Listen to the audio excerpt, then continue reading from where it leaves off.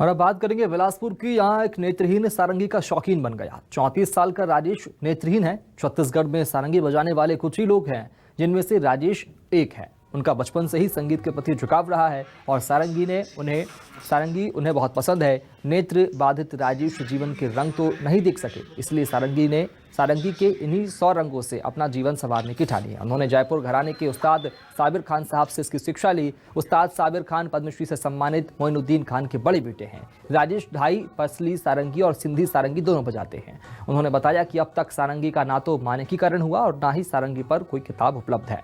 उन्होंने सारंगी पर विस्तृत अध्ययन किया है। उनके पास खुद के नोट्स हैं। गांव में बजने वाली चिकारी से लेकर शास्त्रीय संगीत में बजने वाली सारी सारंगियों को अपने ने समेट लेती है। अब सारंगी जो है ना, वो कंठ के बहुत निकट है। जिस तरीके से गाया जाता है उसी तरीके से सारंगी में आवाज़ आती है। अब सारंगी में जो सिंधी सारंगी है वो मिश्रित सिंधी सारंगी है। सिंधी घराना बहुत पुराना घराना है। इसमें फर्स्ट ऑफ ऑल तो जो पुराने राग हैं जो अभी सुनने को नहीं मिलते, पुराने हाजरातों से हम मिल के पुराने जितने राग हैं वो कलेक्ट करें।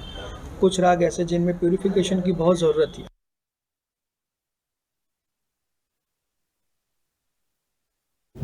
तो राजेश कई तरह की सारंगियां बजाते हैं और उन्होंने इस बात का जिक्र भी किया कि इस सारंगी को लेकर उनके पास कई तरह के नोट्स भी उपलब्ध हैं।